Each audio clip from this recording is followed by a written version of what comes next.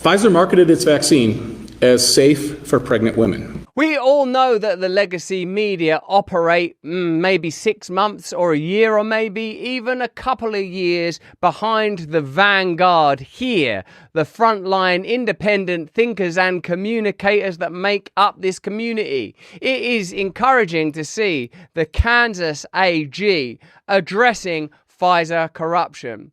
Watch this statement and bear in mind that it's being made by a significant public official. This is not Project Veritas undercover doing a sting in a cafe with some guy plied up with booze, loose-lipped and therefore lethal.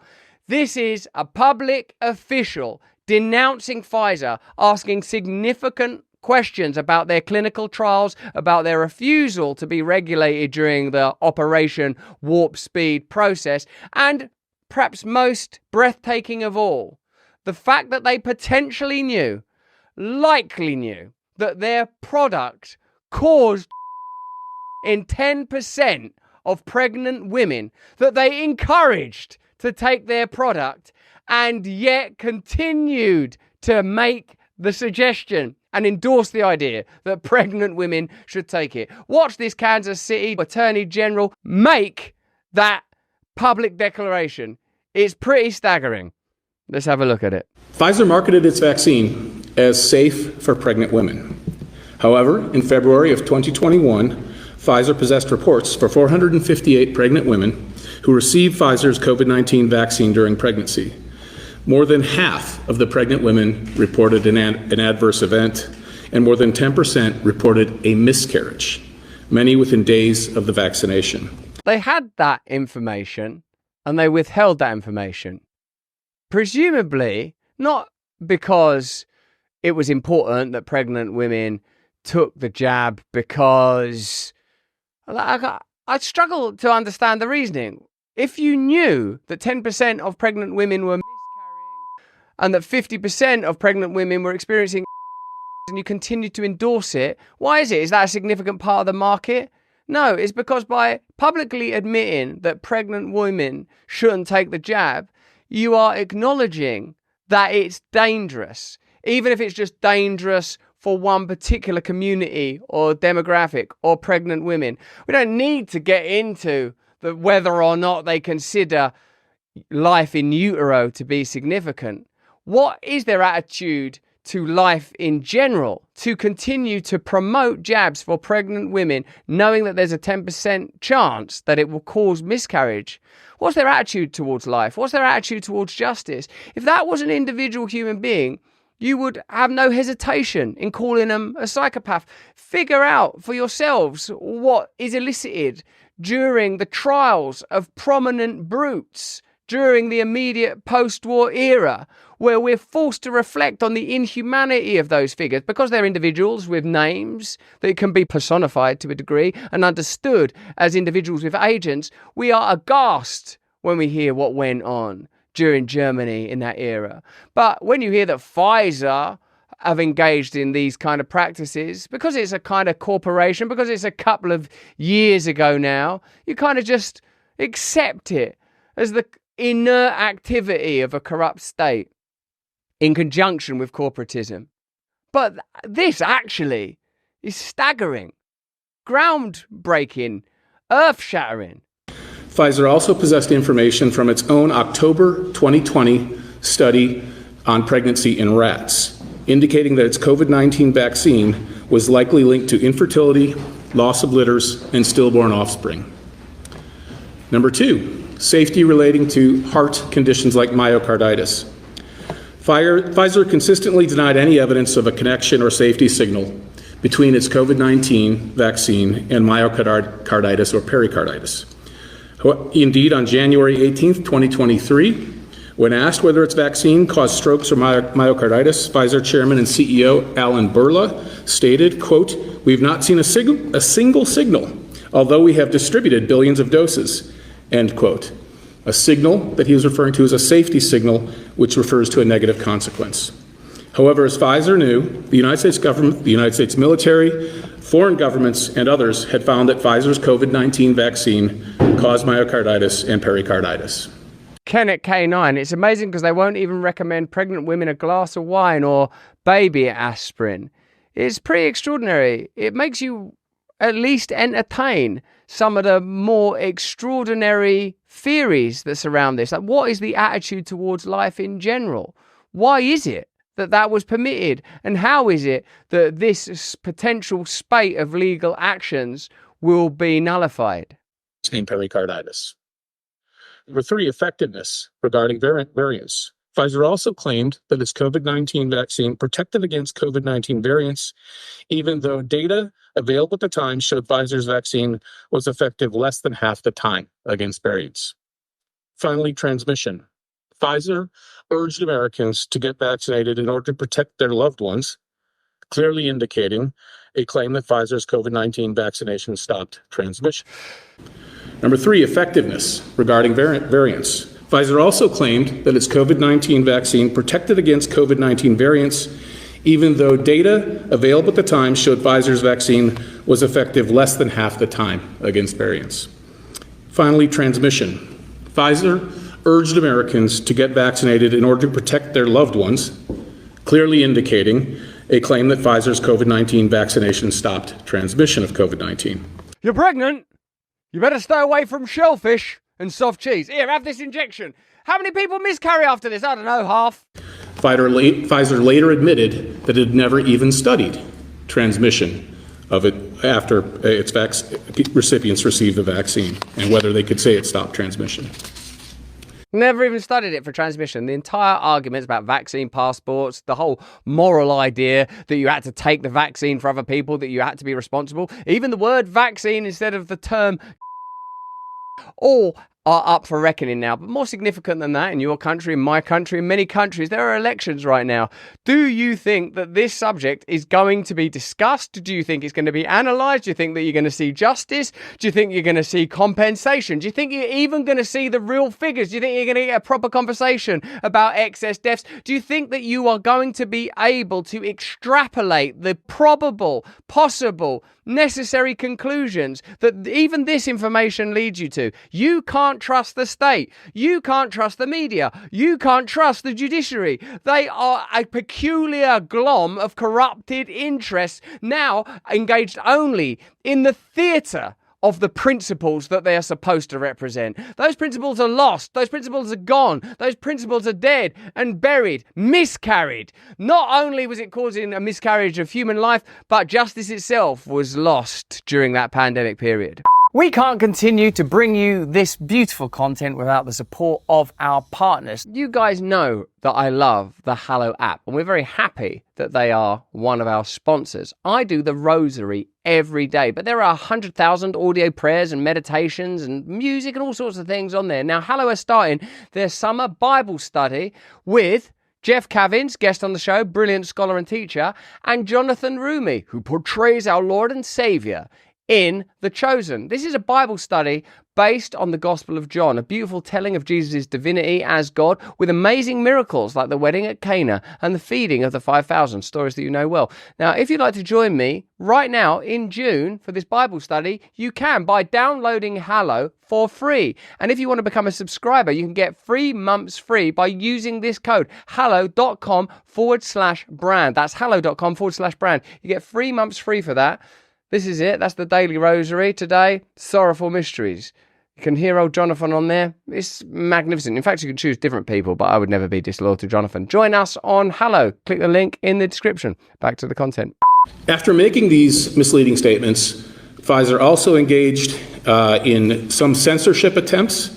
Emails reveal that Pfizer officials coordinated with social media platforms to censor any speech critical of Pfizer's COVID-19 vaccine safety and effectiveness. It should also be noted that Pfizer elected not to join the federal government's vaccine development program known as Operation Warp Speed and declined that development funding. When asked about that, Pfizer's CEO, Albert Bourla, said Pfizer did not participate in the program in order to, quote, liberate, end quote, Pfizer's scientists and to avoid government oversight, of its vaccine development. We have to liberate our scientists. Our scientists have to be free to express themselves. You might remember that Albert Bourla during the pandemic period, along with Bill Gates and Anthony Fauci, they were celebrated as heroes. Remember that if you were vaccine hesitant or didn't want to take that medication, it was you that was shamed. Do you remember? Oh, you're not a scientist. Oh, when did you get your medical degree then? Why are you being vaccine hesitant? They should be shamed. Remember the hysteria. Yeah. They need to be called out and shamed, brother. Remember the creation of the categories of misinformation, malinformation, disinformation. Believe me, the pandemic period was an attempt, I believe, to pilot the idea of centralized authority, see how far they could go with shutting people in their homes, asking people to take medications that were experimental, how far they could go in censoring and controlling and limiting democracy. What we have now, I suppose, is the globalist, corporatist, new world order endgame. Next time, it will not be, I don't suppose, a pandemic or apparent medical emergency. It's more likely to be war. That's why it's so significant that we pay close attention to the discourse around the escalating conflict, in particular between Ukraine and Russia, that we continue to fund, that we are likely, if you just look at the bare facts of it, going to be participating in more explicitly, overtly and extensively in the coming years. What we have to learn is that there are playbooks and paradigms that are observable in real time now. Okay, so what really happened in the pandemic? They created hysteria and fear. They at best exploited a real disaster stroke crisis, and potentially it's even more nefarious than that. They used the media, they used censorship, they used social media platforms, they used emotions like shame.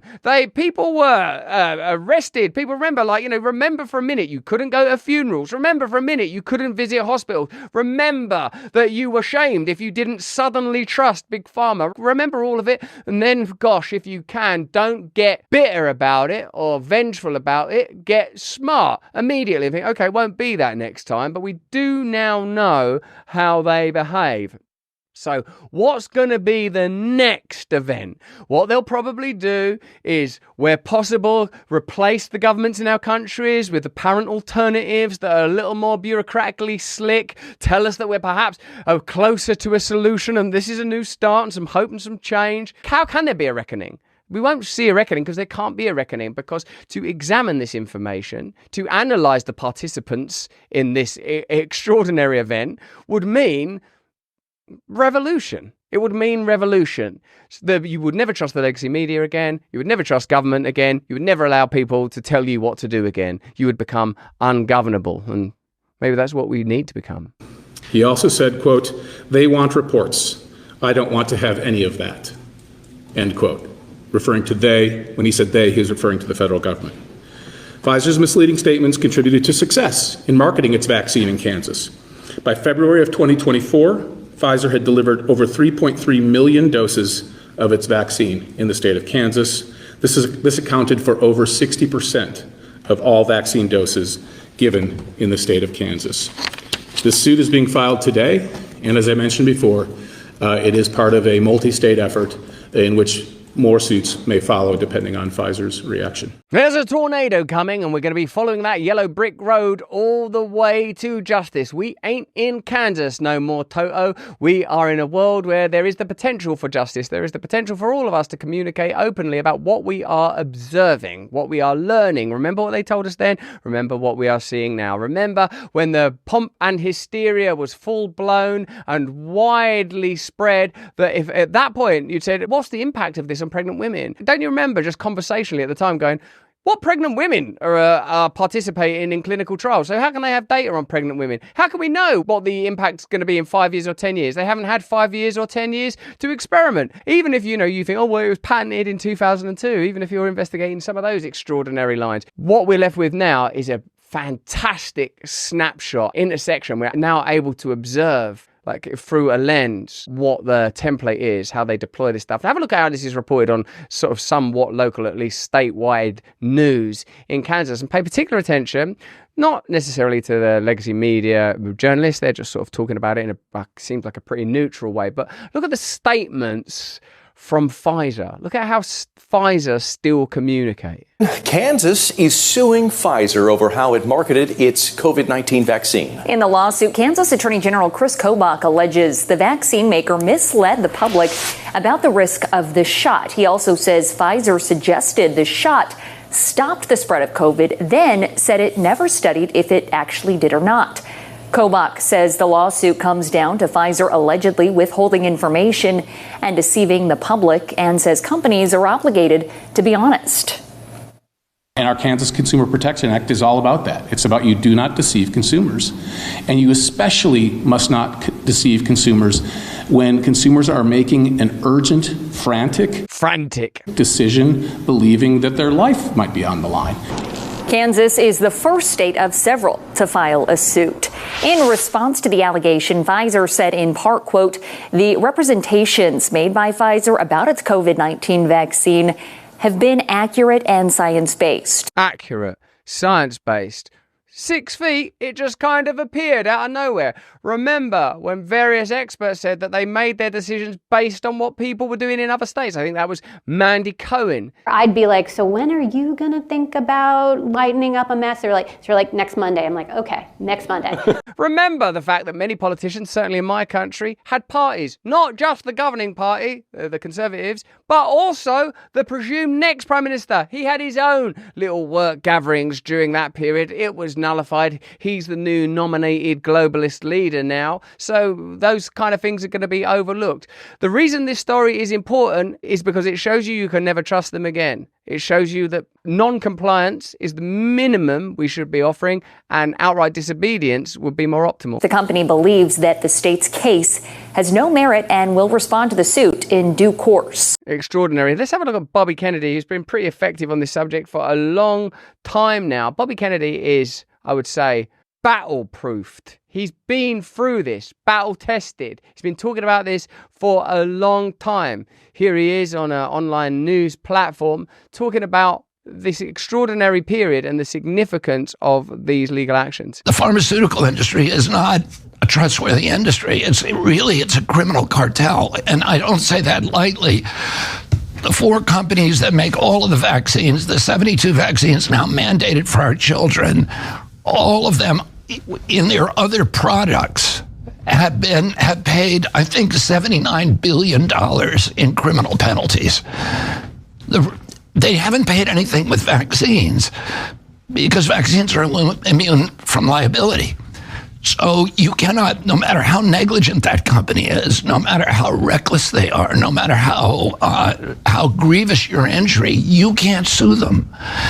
And you know and I know that if you tell a company that we can sue you if you do something wrong, they're going to be more careful about it. So what if you could tell Merck, here's a product you'll never have to, no matter what happens, no matter how sloppy you are, no matter how reckless, no matter how toxic the ingredient, you'll never have to pay anybody any downstream liability. The perfect conditions were created during the pandemic era to bring about the crisis that we all endured. Now the perfect conditions are being created for us to forget all about it and move on. Remember, next time it's unlikely to be a pandemic. It won't be a direct repeat of what previously occurred, but it will likely be a crisis, the inability to openly discuss that crisis, the amplification of fear and terror, isolation, atomization of communities, and the imposition of more and more authority. When you have organizations that are willing to ignore and suppress evidence that their products cause miscarriage because to admit that publicly would create doubt, if the truth creates doubt, you have to tell the truth anyway. We've been given a kind of red line now, collectively, I would say. And the very fact that we continue to be compliant is an indication of where we've gotten to, that we live bewildered, beleaguered and distracted in a kind of 360 ambience of near total control. And in all likelihood, without some direct change, some inner change, without some calling, without some connection, without some willingness to form new alliances, without a deep willingness to look at things differently, it doesn't seem that there's very much hope. In fact, you are the only people that give me hope. You, with your willingness to criticize, to be critical at least of power, but a willingness to, I pray, to move beyond the hatred and division that's so easy to lapse into when you're scared or when you're angry, and to a place where a proper and positive response might be possible. At least that's what I think. Why don't you let me know what you think in the comments and chat? Hey, this is exciting. We've got a great partner today. It's Rumble. But beyond Rumble, it's Rumble's latest venture. Let me ask you first, are you a Sleepy Joe type character with zero cognitive performance, struggling to muster focus and brain power for basic things like running the United States of America? You've got to stop drinking woke liberal coffee that hates you and your way of life and start your day by drinking Rumble's very own 1775 coffee. This is going to be the best tasting coffee you've ever had. Seriously good, ethically sourced from a family farm in the high altitude mountains of Bolivia. Not in the Bolivian lowlands run not by a family but by a single man still living with a pet. No! Instead of waking up and drinking your big corporation owned woke ideology coffee that's probably making you sick from the pesticides it's sprayed with, try Rumble's 1775 revolutionary coffee. Support freedom of speech. Build a parallel economy that actually values you and loves you. My favourite? It's dark, of course. I've always found the lure of the dark irresistible. I'm sorry, how can I stay mad at you? You're just going to have to wait over there for a little while. Level up your morning routine with a 1775 coffee. Sleep all night knowing your hard-earned dollary dues are going towards supporting freedom-loving creators like me on Rumble. Visit 1775coffee.com now, pick up your first bag, use the code BRAND to save 10% on your first order. Oh, come on. Why choose, you know? Hey, thanks for watching. If you want to see more uncensored content where free speech can flourish, join our live stream. Click the link right here to watch the next video if you want to, or become a member of a growing movement. Download the Rumble app and you'll be informed every time we make a new piece of content. Stay free.